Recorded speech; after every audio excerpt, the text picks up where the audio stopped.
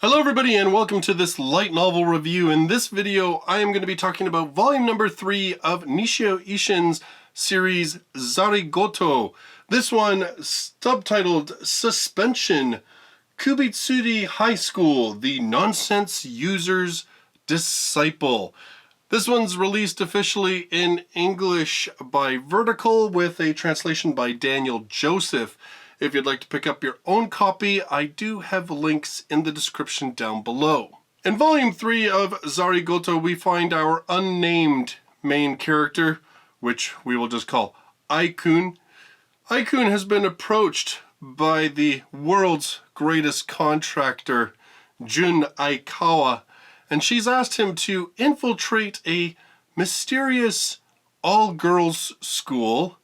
Mysterious because people know it's exclusive and they know that there's a lot of money involved, but they don't know a whole lot about what goes on there.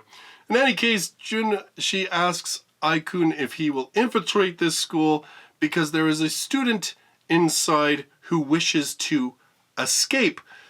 You would think, why does the world's greatest contractor have to get involved in removing a girl from a school?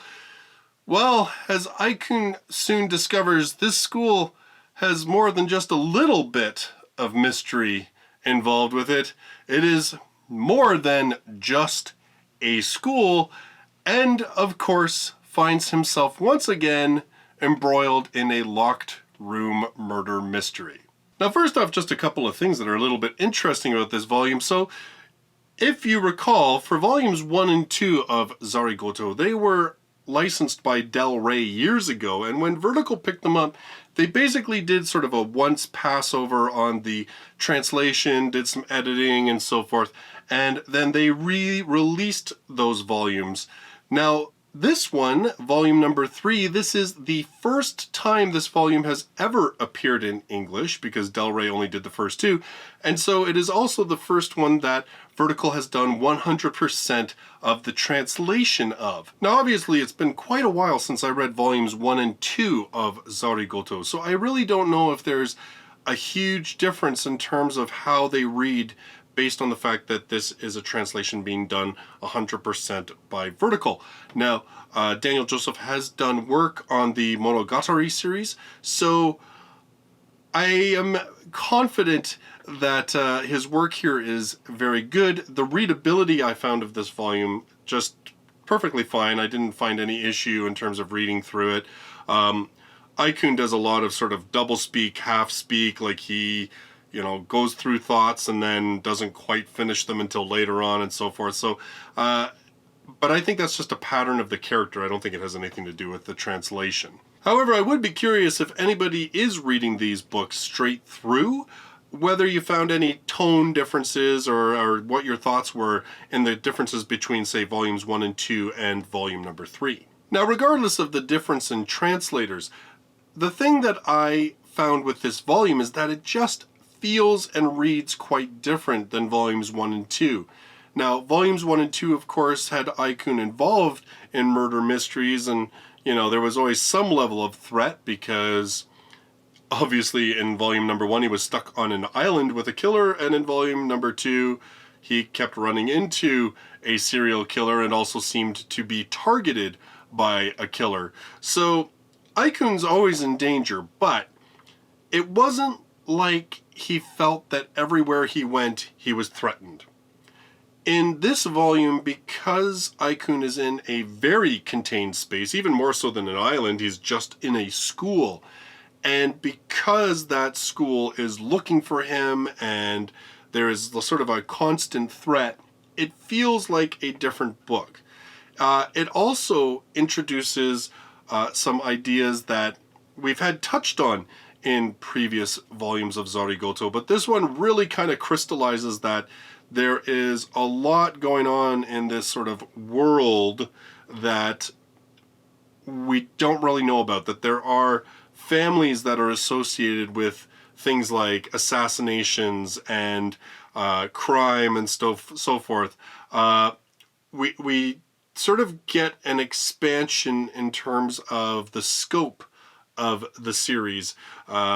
Aikun finds himself now embroiled in something that isn't really just isolated to his specific situation. You know, the first one being on the island, the second one just sort of involving that immediate group of friends. Also in this book, we have, it feels like a paring down kind of the characters involved. I mean, we really only have a handful of characters who are actually focused on in any way. We have Aikun, we have Jun, we have the girl that they were going to rescue, Ichihime, and then we have this other girl, Shiogi, who is kind of, again, presented as a foil for Aikun. If you recall from volume number 2 of Zaregoto, we had Zerozaki, who was not like Aikun, and he was in some ways, but in other ways he was so different that it kind of really accentuated who Aikun was.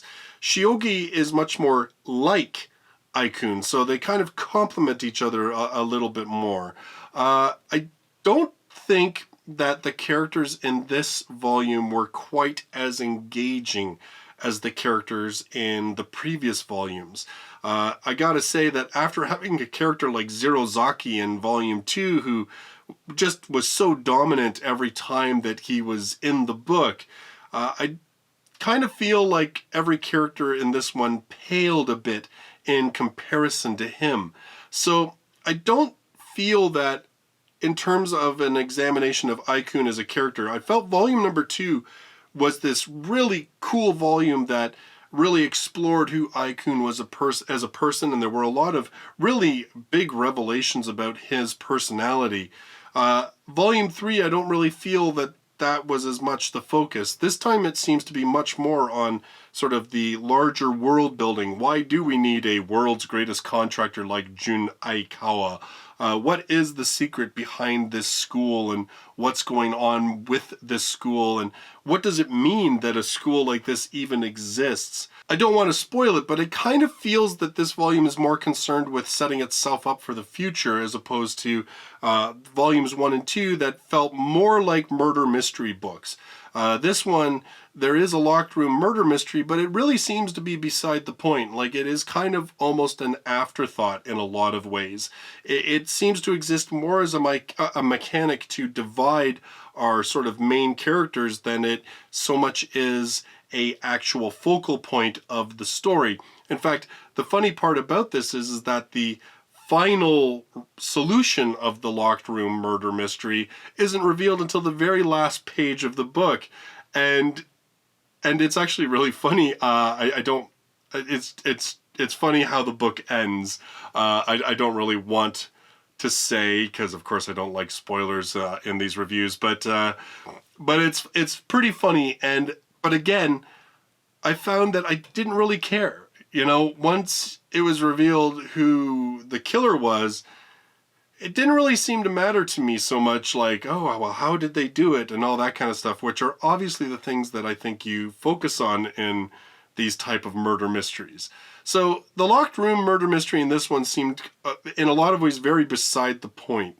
It really didn't seem to be all that important to the book. It was just a plot device. It was still really enjoyable. I still liked the book. I still find myself engaged with this character of Aikun, wanting to know more about him, always feeling like he's a character that we're learning more about, but at the same time just always remains a bit elusive. I really liked the idea, and I'm pretty sure that this was discussed even in volume number 2, but even Jun kind of says to Aikun, she's like, you know, your greatest talent, you're not, it's not because you're smart or anything like that, it's because you're like an agent of chaos. Like, wherever you get involved, things happen. Like, people's routines get thrown off, people get thrown off balance, people don't know how to take you. I liked that, in a sense, like, this character isn't often directly involved in solving the crimes. He's much more of like an observer in a lot of ways. But this, in a way, makes him much more of an active component of the story. It's not that he is the detective, and it's not that he plays the role of protagonist, antagonist, or anything like that. In a lot of ways, he is just there to be this agent of chaos and mischief and throwing everybody off their game and causing people to make mistakes and stuff like that. Like, this is very much sort of the central point of this book, outside of, as I said, the world building. It isn't even just to establish the character Aikun, which I think Volume 2, like I said, did a much better job of. This one is more to establish Aikun's place in this series of events, in this series going forward. I kind of feel like this is a bit of a pivot point for this series right now. I don't really know where the series goes from here, because I don't even know if we're going to get the 4th book at this point. So I definitely enjoyed Suspension. Like I said, though, it feels to me like this is kind of a transitional volume, which kind of kills me if this ends up not, if this ends up being the end of Zaregoto in English, because I feel like this book is setting up a lot more than it's resolving. Like, there really isn't a resolution. This book seems to leave a lot of things up in the air in terms of what's going to happen next. So hopefully Vertical will bring us more of the Zaregoto series, because I did enjoy this entry. Like I said, I think the secondary characters maybe not as strong as the ones that were in especially Volume 2, but definitely still an enjoyable read, still something that was fun to get through, and I kind of feel like it's setting us up for a lot of cool stuff in the future for this series. In this video, I want to say a special thanks to Mirage, Yokai, Kidong Ungayen, Megas, and Mitchell Von Region for their support on Patreon, as well as the support of all of my patrons, helping me buy books to do video reviews like this one, as well as helping to pay for additional hosting for the Light Novel podcast so it can be broadcast on as many different places as possible. For my next review, I'm going to be taking a look at a J-Novel Club title, and it's a newer series that they've been releasing, and that is going to be volume number 1 of Other Side Picnic. 2 girls venturing into a weird alternate dimension, other type world, and wielding guns and hunting monsters. That's going to be my next review. In the meantime, thanks for joining me in this video. I look forward to seeing you in the next one. Till then, bye-bye for now.